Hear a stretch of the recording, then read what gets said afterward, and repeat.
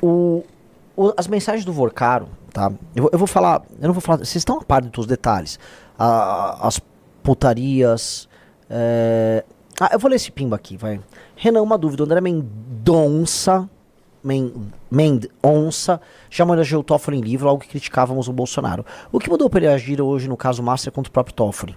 Cara, o André Mendonça, ele foi muito humilhado lá na corte pelo Alexandre de Moraes algumas vezes. Já tiveram alguns duelos em que o Alexandre de Moraes pisou nele. Ele aparentemente não tem um escritório de familiar dele ligado a ele. E ele é um cara que tá tentando regimentar outros ministros pra seguir numa linha moralizante no STF. E a real é o seguinte: a mesma pessoa, que fui muito crítico à nomeação dele, por conta das relações dele com o Toffoli, por conta de muitos votos que ele deu, tenho que reconhecer que hoje ele está sendo o que há de melhor ali no STF. Já foi muito correto conosco no julgamento no TSE do partido. Então, desculpa, eu vou defender o André Mendonça. Hoje o André Mendonça é uma peça fundamental na manutenção da existência da República. Mas vamos lá, vamos prosseguir. As mensagens do Vorcaro, elas dão... Realmente eu tô cansado, cara. Quer parar a live? Quer ir embora? Não vou parar a live, nem vou embora. Tem que trabalhar. Pelo amor de Deus, né? Tem cara que é entregador, que tá me ouvindo, que tem que correr pra lá e pra cá. Eu vou ficar reclamando que meu trabalho é ficar falando numa câmera. Coisa de viado da minha parte. Pelo amor de Deus, né, cara? Também eu tenho que, né? Eu vou ficar com viadagem. O Renan se cansa porque, ao contrário do Vorcaro, ele não acorda às 9 da manhã pra mandar mensagem. É verdade. É verdade. 9 da manhã, os bom dias que o Renan me dá. Aliás, o Renan não me dá bom dia. Às 7h30 ele já pergunta: e o que vai postar hoje? Cadê meu vídeo? Cadê meu vídeo? Mas o homem tá uma máquina aí, ó. O cara manda bom dia com coração e transmissão. Bom, vamos voltar. Vou ficar bem centrado. O que eu ia comentar com vocês que tem a ver com isso é o fato de que quando você acha que você tem um controle total sobre o jogo, que é o que o sistema achou, quando você começa a tomar várias atitudes com muitas consequências. O que eu quero comentar aqui não é sobre os fatos em si, mas sobre sistemas complexos. Ou seja, a ideia de que o sistema vai conseguir brecar o avanço da investigação carrega em si uma ilusão. E qual a ilusão que ele carrega? A ideia de achar que, por exemplo, eu bloqueio isso, a investigação pode parar aqui, a investigação pode parar ali, eu posso comprar a pessoa A, B ou C e nada anda. Por quê? O caso do Vorcaro, eles imaginavam assim, o Vorcaro imaginava, vamos ser sinceros, o Vorcaro imaginou que absolutamente nada ia acontecer. Ele achava que, na prática, ele tinha um contrato com a esposa de um ministro do Supremo, vamos botar aí, e de acordo com as mensagens, quando ele ia preso, ele entrava em contato com o ministro do Supremo, outro ministro do Supremo era sócio dele, então bastava ter as relações certas, nada acontecia com ele. Enquanto isso, mais de 150 bilhões tinham sido desviados, tinham sido quebrados ali, entendeu? Jogado na conta do grande público. Então ele falou, nada vai rolar, não só ele, ministros, grandes políticos, todo mundo achou que teria controle. Vamos colocar, a grande arrogância, porque a grande arrogância do controle, tá, que acha que você consegue controlar o mundo, é imaginar que as pessoas e as coisas não acham válvulas de escape. Pois bem, a gente tá tendo uma Polícia Federal rebelde. A Polícia Federal tá rebelde nesse caso. E a Polícia Federal tá entregando. E não só a Polícia Federal. O que esses caras não contavam é que, ao achar que eles próprios eram um sistema, eles imaginavam que outros elementos do sistema não iriam se rebelar contra eles. Aí você fala, quais elementos? Cara, a imprensa está contra o STF hoje. A imprensa nunca esteve tão contra o Alexandre de Moraes quanto ela está hoje. Vocês sabiam disso? Vocês sabiam que boa parte dos grandes bancos brasileiros estão contra o STF hoje? Grande parte da elite rachou. A elite brasileira rachou. A Polícia Federal rachou. E aí você vai começar a ver que há o erro, há o elemento que você não controla. O Vorcaro não era cuidadoso com as mensagens dele. E ao não ser cuidadoso com as mensagens dele, agora estão vazando. E as mensagens elas são indecorosas. E elas começam a entregar a todo mundo. E por mais que todo mundo tenha ânsia de controlar, não, o Alexandre de Moraes ele vai controlar. Ele não controla. Tanto que a reação do Alexandre de Moraes sobre essas mensagens é a reação de quem tá perdido. Qual foi a reação dele? Fala que as mensagens não existem. É real que ele vai falar que a troca de mensagem não existe. Veja, é uma coisa meio União Soviética, do tipo, quando tinha o Stalin e o Trotsky numa foto, aí eles apagam o Trotsky na foto com o Stalin ou com o Lenin, né? Os apagamentos, o fingir que a história não existiu, a falsificação da história. Você só consegue fazer a falsificação total da história vivendo num regime, ele próprio, totalitário. Só num regime totalitário que você falsifica a história. Porque você tem força pra falsificar, mesmo quando todo mundo sabe que aquilo é verdadeiro.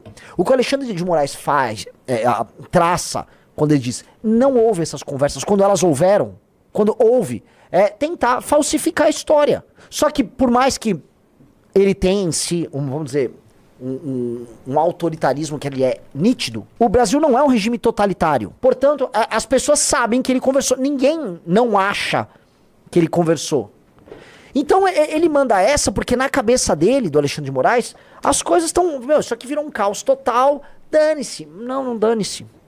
A imprensa esteve do lado dele quando ele enfrentou o Bolsonaro. A imprensa não tá do lado dele enquanto ele tá agora aprontando isso. Veja, põe aí o print, né? Isso foi no momento que o Vorcaro foi preso. Ele diz: fiz uma correria aqui para tentar salvar. Alguma novidade? Conseguiu ter notícia ou bloquear? Ele tá falando da própria prisão. E aí ele recebe 3 mensagens de voz que se apagam do ministro Alexandre de Moraes. O ministro Alexandre de Moraes responde, meus amigos, um réu que foi preso, se eu não me engano, me corrija aí, Riso, a primeira prisão do Vorcaro ainda não estava no nome do Toffoli, né? Era um juiz. O Toffoli assume depois da prisão do Vorcaro o caso. Eu acho que foi isso. Então, a primeira prisão do Vorcaro, ele já tá acionando o ministro Alexandre de Moraes. Num caso que naturalmente envolvia ministros do STF. Negar isso e tentar falsificar a realidade é maluquice, mas é fraqueza. Você só consegue dar um ato de força dessa natureza, do tipo, essas conversas não existiram, essa relação, isso é tudo mentira, todas essas provas são falsificação. Só num regime total, um regime totalitário, em que o controle é total. Se o controle não é total, você fazer isso é um ato de fraqueza. E o Alexandre de Moraes demonstrou fraqueza. Uma das raras vezes que ele demonstra fraqueza. E essa demonstração de fraqueza denota que o sistema tá fraco. Então qual deveria ser a resposta? A existência de uma frente na sociedade civil organizada capaz de enfrentá-los. Mas não há. Não há. E eu falo isso com pesar porque nós queremos ser isso. Mas as pessoas não ouvem a gente. Pelo menos agora elas não ouvem a gente. Não querem ouvir, as pessoas querem se iludir. Um cara botou narrativas bolsonistas, estão querendo agora santificar o mito. Sim, eu vi o gordo do Constantino, aquele idiota completo. Prenderam o Bolsonaro porque ele estava combatendo. Ele não estava combatendo. Essas medidas que beneficiaram o Banco Master aconteceram no governo dele. Ele recebeu 3 milhões de doação do Fabiano Zettel.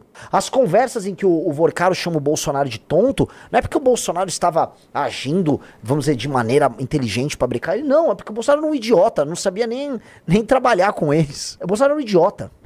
Então, é desesperador. É desesperador. Porque esse é um momento que o teu adversário tá todo machucado. E esse é um momento quase como se a Polícia Federal, tá? Os agentes que nós não sabemos os nomes, essas figuras denominadas, estivessem falando, galera, eu acertei um soco no inimigo. O inimigo abriu a brecha, agora é com vocês. Aí quando vai chegar a nossa vez, não veio ninguém. Quando vai chegar a vez da sociedade civil agir, não veio ninguém. Aí já a Polícia Federal tá no inquérito das fake news, vão perseguir os agentes, essas pessoas vão ser presas e vai ficar tudo trabalhando normal e você vai ficar agindo igual um escravo. O Raça falou, estão falando que o Bolsonaro denunciou o Vorcaro. Mentira! O governo Bolsonaro foi parceiro do Vorcaro. O governo do Bolsonaro emitiu uma MP. Só pega de novo a MP. A MP do Credit Sexta. A MP do senhor João Roma, que beneficiou a expansão do Credit Sexta. Foi em 2022, foi uma MP assinada pelo João Roma. Ela permitiu o aumento das operações de crédito consignado. O antídoto de 14 falou assim, não me acalmo, o cara tá bravo. Participo de umas lives e contribuo prestigiando dentro das propostas da missão e Renan, mas ele falou merda extrema sobre acreditar no André Mendonça. Eu só tô falando que o André Mendonça, ele é melhor do que a média do STF. Meus amigos, eu não tô falando que o André Mendonça é incrível. Ele é melhor do que a média do STF hoje. E é. Você não tá entendendo o que é a média do STF, cara? Você não viu ainda o que é a média do STF? Para você entender melhor, a Carmen Lúcia é melhor do que a média do STF. E ela é de esquerda. Cara, eu vou falar uma pior. Tá pronta pra pior de todas? Lá vem. Flávio Dino é melhor do que a média do STF. Ai! Você entendeu? Cadê você comunista? A média do STF tá lá embaixo. E não é que eles são bons, cara. É que, cara. Difícil, né? Agora, assim, veja o tamanho da briga. Eu nem sei responder. Porque eu cruzei o Kim hoje, né? Mas o Kim foi pra uma agenda. Até ia pra agenda. Você fez o que com o Kim hoje? Eu cruzei com o Kim hoje. Eu tive uma relação amigável com o Kim. Vamos ouvir o que o Kim quer dizer. O Kim comprou uma briga aí, cara. Vamos lá. Vamos lá. Nós do MBL defendemos o Xandão. Coraçãozinho para o Xandão. Apresentei a convocação do ministro Alexandre de Moraes para depor na CPMI do INSS. A relação promíscua dele com o banqueiro Daniel Forcade ficou mais do que comprovada. A sua mulher não prestava absolutamente nenhum serviço, 100 milhões de reais, não era para prestar serviço, mas para ter acesso direto ao ministro Alexandre de Moraes. E eu quero ver ele cara a cara comigo, respondendo cada pergunta sobre sua relação com um banqueiro, sobre seu envolvimento no escândalo, sobre sua tentativa de livrar Daniel Forcade da cadeia. Eu quero ver o ministro Alexandre de Moraes na minha frente. Eu nunca tive a oportunidade porque eu não sou senador, mas agora que eu tô numa CPMI, agora que eu tô numa comissão mista, que eu posso chamar ministro do Supremo Tribunal Federal, eu apresentei o requerimento e eu peço pro presidente Viana pautar o mais rápido possível pra gente aprovar esse requerimento e ter o Alexandre de Moraes na minha frente. Nossa, o cara é brabo. A gente tá chamando a guerra pra si, com razão, mas entenda só um negócio, tá? Não é nem os 300 de Esparta contra o exército persa. É tipo assim, 3 caras com uma lança. São os 3... são os três caras nossos com uma lança. A gente segura a lança junto lá. Ó, cuidado aí! Tá chegando os reforços. Não tá chegando reforço. Vão matar o Kim ali. Entendeu? Eu morro lá junto com o Kim. A gente vai lá, é enterrado. Lá não, os gregos eram cremados. Não, se for que tá chegando reforço, é capaz dos bolsonaristas irem do lado do Xandão. Mas com certeza, pelo amor de Deus. Pô, pelo amor de Deus.